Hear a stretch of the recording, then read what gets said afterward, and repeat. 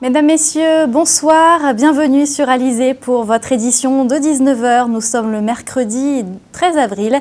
Voici les titres qui seront développés dans notre journal.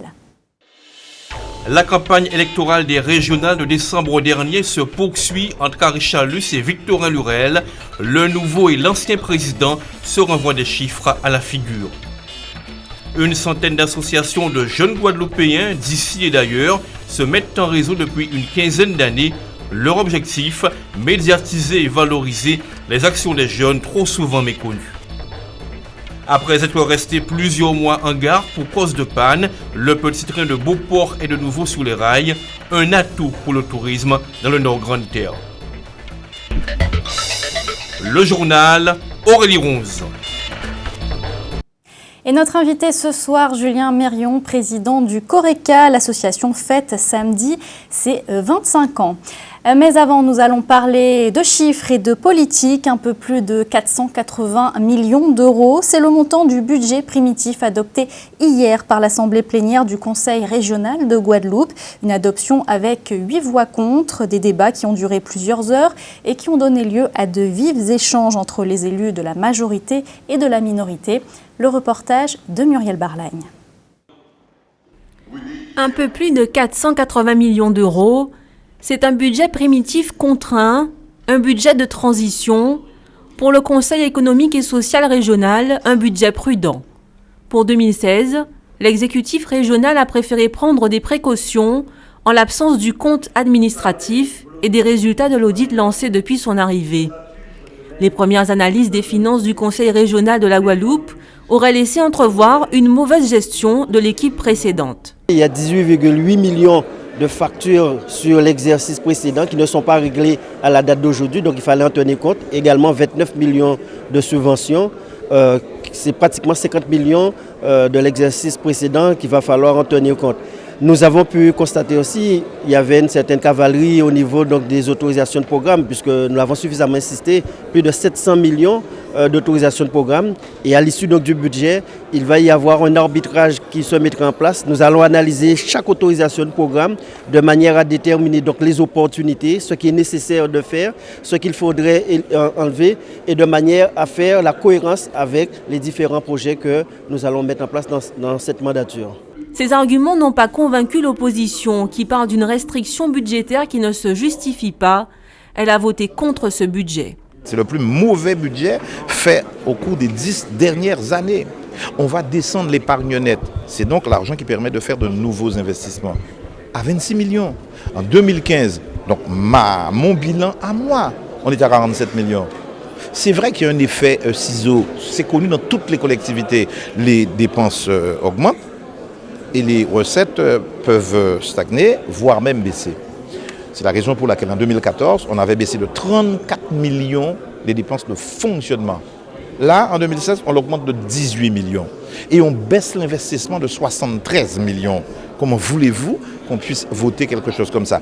De son côté, la majorité affirme qu'elle suivra malgré tout sa politique, même s'il lui faut se concentrer sur des priorités comme l'emploi.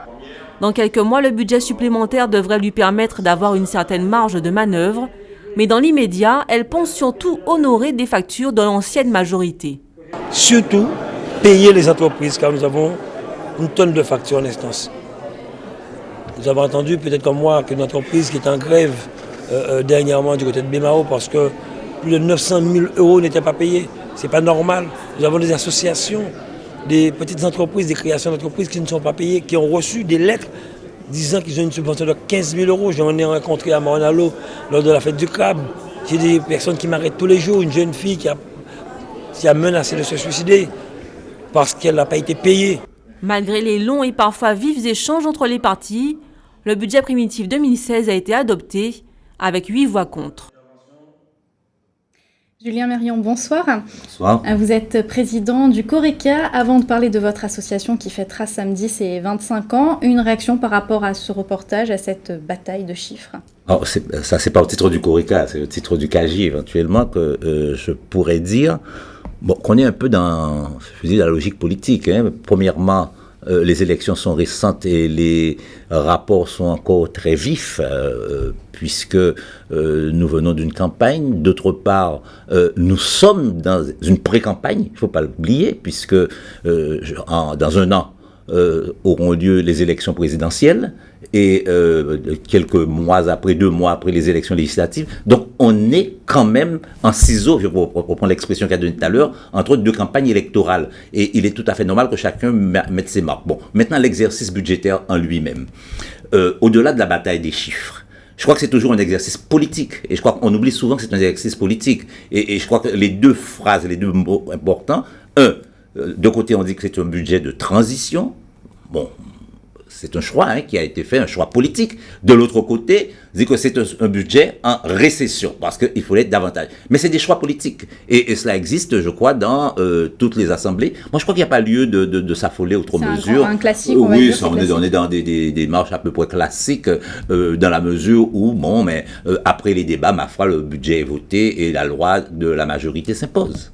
Alors Julien Mérion, vous êtes ici puisque le CORECA, l'association Contact et Recherche Caraïbes, fête ses 25 ans. Brièvement, est-ce que vous pouvez nous rappeler le but de cette association ?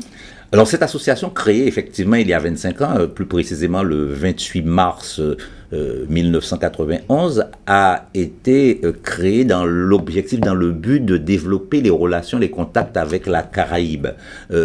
En 1991, ce n'est pas comme aujourd'hui, il faut savoir qu'à l'époque, nos relations étaient très faibles, il y avait très peu d'échanges, et donc avec un certain nombre d'amis, nous avons décidé de créer cette association, d'abord pour une meilleure connaissance, ensuite pour développer les échanges. Voilà ce que nous avons voulu faire et que nous avons réussi peu ou prou au cours de ces 25 années. Justement, quel est le bilan au bout de 25 ans ? Au bout de 25 ans, on peut dire que nous avons en grande partie réussi, même au-delà, ce que nous avions voulu entreprendre.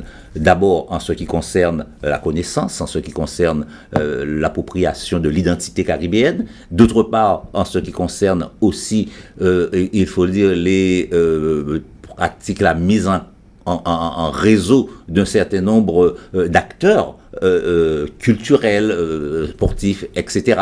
Et in fine, je crois que nous avons réussi surtout à faire prendre conscience que nous appartenons à un monde géographiquement et que ce monde-là mérite que l'on lui accorde un regard et que nous puissions nous familiariser avec ce qui s'y passe. Alors notre stagiaire Marion Bordet est allée justement demander aux gens de réagir sur les relations de la Guadeloupe avec ses voisins. On va regarder son sujet et on revient juste après avec vous. D'accord. On nous avait coupé les ponts avec tous ceux qui sont proches de nous dans la Caraïbe, la Dominique, Sainte-Lucie, Saint-Vincent. Et puis aujourd'hui, l'évolution économique fait que, phénomène d'immigration et tout ce qui s'ensuit, on se rend compte qu'on est en contact avec eux. Il y a une grosse communauté haïtienne en Guadeloupe, il y a une grosse communauté dominicaine en Guadeloupe. Régionalement, on aurait tout intérêt à aller échanger avec nos voisins que de se reporter uniquement sur l'Europe qui se trouve à 8000 km. Maintenant, la Guadeloupe commence à s'ouvrir au monde. Ce n'est pas en restant dans son coin que la Guadeloupe va prospérer quand même, donc il faut qu'il s'ouvre au monde extérieur. Donc avec les autres pays qui sont dans les Caraïbes comme Haïti, Jamaïque, Cuba, partout. Je pense que c'est l'une des meilleures solutions parce qu'ils ont à peu près les mêmes cultures, les mêmes besoins. Je pense que ça serait la meilleure des choses à faire. Alors, est-ce qu'on peut dire que le chemin est encore long pour de véritables coopérations entre la Guadeloupe et ses îles voisines ? Alors, il y a beaucoup de choses qui se passent et qui se font et dont on ne parle pas suffisamment. Je veux donner, d'abord, dans le domaine sportif, toutes les ligues aujourd'hui appartiennent à des fédérations caribéennes. Ça, c'est une première chose. Sur le plan universitaire, nous faisons partie de cet ensemble des structures universitaires. Sur le plan de la recherche, il y a énormément de travaux. Je prendrai un seul, c'est la drépanocytose. Il existe aujourd'hui un projet qui s'appelle CAREST et ce projet, qui est organisé entre la Guadeloupe, Trinidad et la Jamaïque, permet de dépister en amont la drépanocytose sur quasiment l'ensemble du bassin caribéen. Donc vous voyez qu'il y a des choses qui se font. Alors sans oublier ce qui a pu être fait sur le Zika ou qui a pu être fait sur quelques maladies, on peut dire dans les plantes, dans la banane, etc. Il y a des choses qui se font. Le gros problème aujourd'hui et que l'on se pose, c'est bien évidemment la question de la coopération économique. C'est la question importante qui fait que on ne parvient pas encore parce qu'on est dans des zones qui sont différentes. On est, nous, dans une zone euro et la grande majorité des pays qui nous entourent sont dans une zone dollar. Nous avons des normes qui sont des normes européennes et eux, ils appliquent et pratiquent un certain nombre de normes anglo-saxonnes. Et il faut pouvoir rendre tout cela compatible et ça, c'est une grande difficulté. Sans ajouter à cela, bien évidemment, le poids du régime social que nous avons et qui renchérit bien évidemment le coût en ce qui concerne et les services et la production en Guadeloupe. Alors, Julien Mérion, une dernière question. Que peut-on souhaiter au Coreca pour les prochaines années ? Alors déjà, souhaiter que nous puissions continuer. Notre anniversaire va se dérouler en 2 temps. Nous avons une soirée d'ouverture vendredi avec des invités de Sainte-Lucie, d'Haïti, de la Dominique à Pointe-à-Pitre. Et surtout, samedi matin, nous avons une table ronde sur les problématiques de la coopération. Alors ce qu'on peut souhaiter, c'est que précisément, à partir de cet exemple, nous ne voulons pas tout embrasser, mais que cet exemple, nous puissions poursuivre cette dynamique, créer une dynamique et faciliter encore davantage les échanges entre la Guadeloupe et son environnement immédiat. Merci Julien Mérion d'avoir accepté notre invitation ce soir. Je rappelle à nos téléspectateurs que vous êtes le président du Coreca, le Coreca qui fête donc vendredi et samedi ses 25 ans. 10 000 demandes de logements sociaux non satisfaites en Guadeloupe. Pour faire face à cette situation, le préfet de Guadeloupe a signé hier un plan logement outre-mer pour les 5 prochaines années. Une feuille de route qui vise notamment à accroître de 30% la production de logements sociaux, mais aussi de poursuivre les efforts en matière de résorption de l'habitat indigne. Les précisions tout de suite de Karine Gielman. Pallier le déficit de logements sociaux en Guadeloupe, un objectif prévu à l'horizon 2020. 10 000 demandes sont en attente, 2 000 logements par an doivent être construits au lieu des 1 500 actuels. Le préfet de région a donc signé avec l'ensemble des partenaires l'accord régional pour la Guadeloupe du plan logement outre-mer. Cet accord vient compléter le dispositif national de relance du logement présenté fin août 2014 par le Premier ministre. Objectif, mieux et durablement loger la population. Autrement dit, construire davantage de logements sociaux et des logements adaptés à la demande. Des logements aménagés qui tiennent compte du vieillissement de la population, des logements de taille adaptés pour les jeunes ménages, mais également rénover le parc de logements existant, qu'il s'agisse de logements sociaux ou de logements privés. Et ce, afin de résorber l'habitat insalubre estimé à 10 000 logements. Enfin, cet accord doit combattre l'habitat dit indigne. 30 000 logements sont concernés. Un plan logement outre-mer qui souhaite harmoniser l'habitat sur l'ensemble du territoire. Et de nouveaux logements sociaux seront prochainement disponibles dans le quartier de l'Oricisque à Pointe-à-Pitre dans le cadre de la rénovation urbaine de la ville pointoise. La SICOA poursuit ses constructions dans sa prochaine résidence. Particularité, elle se situe à proximité de l'école primaire de l'Oricisque et 2 classes de CE2 ont été associées au bon déroulement des travaux. Le reportage de Karine Gielman. Un élément électrique, c'est un ballon dans lequel il y a de l'eau chaude qui arrive dedans, mais l'eau chaude elle est chauffée par les panneaux solaires. Une nouvelle génération d'architectes pour répondre aux problèmes de logement en Guadeloupe. Ils ont 8 ans et sont particulièrement avertis sur les normes de construction. 37 enfants donc pour dessiner nos futurs logements. Indiana a remporté le concours ex-aequo avec Léo grâce au vote de ses camarades. J'aimerais bien avoir une maison comme ça plus tard. Tu peux nous la décrire ? La cuisine, j'ai fait un peu de la cuisine de mon papa, la chambre de ma maman et les autres pièces j'ai inventées. Stéphane, lui, a réalisé un autre style de maison.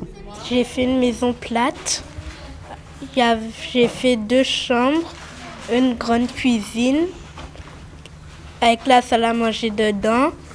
J'ai fait une douche italienne.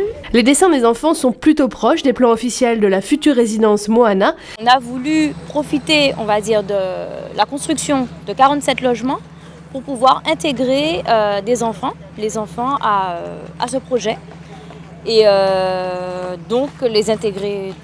On a fait découvrir aux enfants le monde de la construction, les intéresser et les intégrer à un projet durable, parce que c'est un projet qui dure quand même sur 18 mois, et surtout, et pourquoi pas, susciter des vocations. La SICOA, organisatrice de cette réunion chantier, récompensera en mai prochain, lors de la prochaine réunion de ses architectes en herbe, les dessins retenus.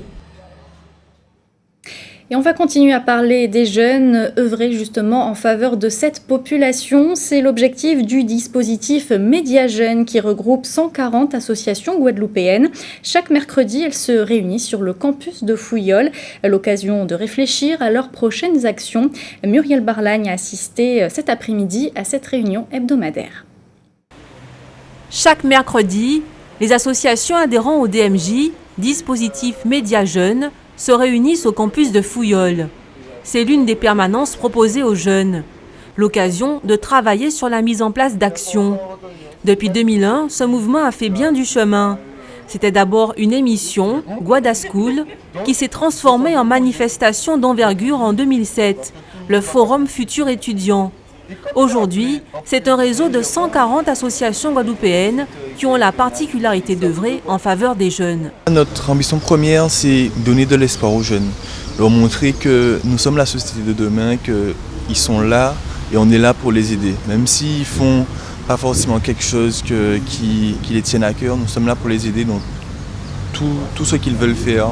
On est là pour avancer tous ensemble en fait. Donc on est des jeunes et nous on a Hyacinthe qui ont déjà réussi d'entre nous. Donc on aide les autres à réussir comme nous ou à avancer ensemble. Amélie Tintin est présidente de Gualabel, une association d'insertion et de promotion de la culture urbaine. Elle a intégré le dispositif Média Jeunes en 2015. Pour elle, cette plateforme permet de mutualiser les compétences et de se professionnaliser. C'est surtout le réseau des MJ qui, eux, mènent des actions comme les Campus Night, les Campus Day, ils mènent aussi des FFE Days, enfin ils ont plusieurs actions qu'ils mènent, la lutte aussi contre le décrochage scolaire. Et là où les associations en fait estiment pouvoir porter un peu d'aide ou ont une véritable connaissance dans ce domaine-là, elle vient et puis elle se porte volontaire, elle dit ok, nous on peut faire ça. Dans cette manifestation-là, nous, on peut faire ça. C'est surtout ça. Par ces animations et ces événements, le DMJ cherche surtout à donner la parole aux jeunes sur des sujets sur lesquels ils n'ont pas forcément l'habitude de parler. Le prochain rendez-vous est fixé au 20 avril. L'association Torche invite à une conférence sur les comportements à risque. Elle se tiendra à l'amphithéâtre Guiméro à 18h, au campus de Fouillol. Un mot de l'actualité sociale sur l'île Sœur. Après les élections de décembre dernier, la toute nouvelle collectivité territoriale de Martinique a connu aujourd'hui sa première grève. 5 syndicats avaient lancé un appel à l'arrêt du travail. Ils dénoncent la non prise en compte du protocole sur la réorganisation des services signé en décembre dernier. Autre grief des syndicats adressé à la présidence de la collectivité, le non-renouvellement du contrat d'une 60aine d'agents non titulaires. Une grève d'ailleurs qui a été suivie par bon nombre d'agents qui ont notamment bloqué des établissements scolaires et le siège de la collectivité. En Guyane, c'est l'incompréhension chez les enseignants et les parents d'élèves après l'annonce de la fermeture de 8 classes du primaire à la rentrée prochaine à Cayenne. En tout, la nouvelle carte scolaire présentée par le rectorat prévoit la fermeture de 35 classes dans l'académie. Et on en vient à l'actualité dans notre grande région de la Caraïbe. Il sera question de santé avec le Zika. Des autorités sanitaires américaines jugent ce virus plus dangereux que prévu. Mais tout de suite, nous allons prendre la direction du Venezuela où les prisonniers politiques vont rester en prison. Vous saurez pourquoi dans notre page Caraïbe. Le tribunal suprême de justice du Venezuela a déclaré inconstitutionnelle la loi d'amnistie pour les opposants politiques emprisonnés. Celle-ci avait été votée fin mars par le Parlement, contrôlé par l'opposition. C'est donc une victoire pour le président Nicolás Maduro, en proie à de nombreuses difficultés avec son opposition, aujourd'hui majoritaire à l'Assemblée. La décision de la Cour suprême est sans appel et maintenant, il faut la respecter, a réagi le président Maduro. Le chef de l'État avait jusqu'à vendredi 8 avril pour promulguer la loi ou la renvoyer devant le tribunal suprême. Il a choisi cette dernière option le 7 avril en demandant à la Cour suprême d'invalider cette loi qu'il qualifiait de criminelle afin d'éviter une guerre civile. Les chavistes, du nom de feu du président Hugo Chavez au pouvoir de 1999 à 2013 et mentor de Nicolás Maduro, considèrent que l'application de cette loi d'amnistie laisserait impunis des violations des droits de l'homme. À défaut de la loi d'amnistie en faveur de laquelle s'étaient prononcés les États-Unis et l'Organisation des États américains, l'OEA, Nicolás Maduro doit installer une commission de la vérité censée assurer la reconnaissance des victimes et la non-répétition de coups d'État. La vigilance est accrue aux États-Unis vis-à-vis du virus Zika qui a commencé à s'étendre en Amérique du Sud jusqu'en Asie. Ce virus, transmis par la piqûre des moustiques, est plus inquiétant que ce qui avait été initialement envisagé selon plusieurs responsables des autorités sanitaires américaines. En conséquence, ils réclament que le gouvernement américain débloque de nouveaux fonds pour la recherche d'un vaccin et d'antiviraux contre cette épidémie.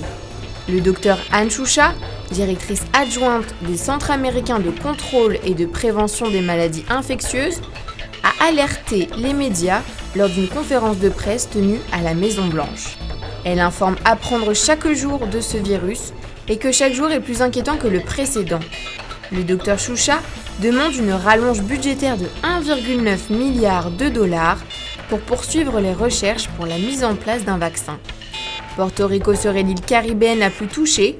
Dans une situation économique très difficile, l'île pourrait compter des centaines de milliers de personnes contaminées par le virus d'ici la fin de l'année, selon les autorités sanitaires américaines.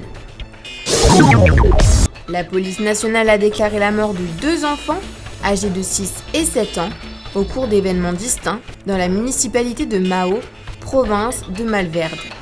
L'un des enfants, Julio José Pérez Valerio, âgé de 6 ans, est mort étouffé par un morceau de pizza au cours d'un anniversaire.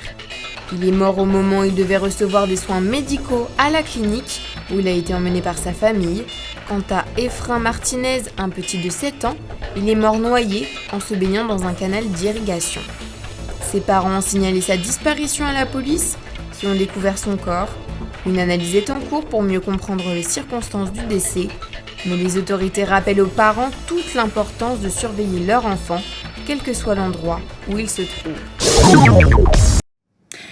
Le sport, on va faire notre point quotidien sur la position des skippers de la Transat AG2R. Les premiers ont dépassé les îles du Cap-Vert pour faire route, on le rappelle, vers Saint-Barthélemy. Comme ce midi, c'est Cercle Vert qui est en tête. Les Saintes avec Arthur Prat et Nicolas Thomas est 9e. Marie-Galante et Guadeloupe sont respectivement 10e et 12e. Du football ce soir à partir de 20h au stade de Bouillante avec la demi-finale retour du trophée Margaillard. La Gauloise de Basse-Terre reçoit l'Étoile de Mornalo. Au match aller, on rappelle, les deux équipes s'étaient quittées sur le score nul de 2 buts partout. Et puis l'autre demi-finale retour qui devait se jouer ce soir à Petit Canal entre le CSM et le Sirocco a été reporté, le terrain étant impraticable à cause des pluies des derniers jours. La pluie qui sera d'ailleurs d'actualité demain. On verra ça dans quelques minutes. Mais avant, parlons de celui qui a fait son retour. Il s'agit du petit train de Beauport, Pays de la Canne à Port-Louis. Il a repris du service après plusieurs mois à l'arrêt. Des travaux de rénovation de la voie ferrée étaient en effet nécessaires. Vous aviez pu d'ailleurs suivre sur Alizé l'avancée de ces travaux. Aujourd'hui, tout fonctionne pour le plus grand bonheur des petits comme des plus grands. Marion Bordier nous emmène en balade. Après 7 mois restés en gare, le petit train de Beauport est de nouveau sur les rails. Le moteur, tombé en panne, a été changé. Le long de la voie ferrée qui remonte à 1886, 1300 traverses, fortement endommagées par le climat et la végétation, ont été remplacées. À raison de 40 par jour, une équipe de 12 personnes formée par la SNCF s'en est chargée depuis début janvier. Désormais, le parcours de 3,5 km de Beauport au terminus de Poyen respecte la réglementation ferroviaire. La voie n'était pas en bon état, donc il fallait changer les traverses. Et là, nous l'avons fait, donc là c'est mieux, donc on peut circuler en toute sécurité sur la voie. Depuis le début de la semaine, les visiteurs du site de Beauport profitent du parcours en petit train, une balade à 15 km/h dans les champs de canne à sucre, de melons et les prairies. La locomotive, suivie de ses wagons, traverse plusieurs fois la route, un pont ou encore des passages creusés par l'homme dans la roche. Le son des klaxons et du roulement couvre les bruits de la nature, un saut dans le temps. C'était très sympa. Voilà, c'est typique. On a vu ce que j'attendais. Un arbre à mangue. On a vu un champ de melon, la canne à sucre, les vaches et de l'aloe vera également. Mais tout n'est pas encore au point et des visiteurs le regrettent. Plus de vie justement autour, voir peut-être des gens travailler ou autre. Je pensais voir un peu plus d'activité justement. Les haut-parleurs du petit train, censés diffuser des explications tout au long de la visite ferroviaire, sont encore muets, de quoi laisser sur leur faim les férus d'histoire et les assoiffés de connaissances. Petit parcours en petit train, il est intéressant, mais il manque les commentaires. Ça fait partie intégrante de la visite et ne pas les avoir, on se sent un peu frustré. Pas de panique, les commentaires devraient reprendre bientôt, de quoi enrichir cette balade d'une autre époque, à travers les 4,5 hectares du pays de la canne, un atout pour le site et le Nord Grande Terre. Et notez que les rotations ont lieu 2 fois par jour à 11h et 15h. On termine avec vos conditions météo pour demain matin. Ce sera un temps mitigé avec des averses aux 4 coins de la Guadeloupe. Un temps humide avec des températures comprises dans la matinée entre 24 et 27 degrés. C'était le journal d'Alizé. Merci de votre fidélité. Dans quelques instants, le journal de TF1, une météo détaillée de notre région. Et puis votre soirée sur Alizé, tout d'abord E égale M6, suivie de votre émission de télé-réalité The Island. On se retrouve demain à 12h30 pour toute l'actualité locale et régionale. L'actualité qui continue d'ailleurs sur notre site www.alizé.com. Excellente soirée à tous.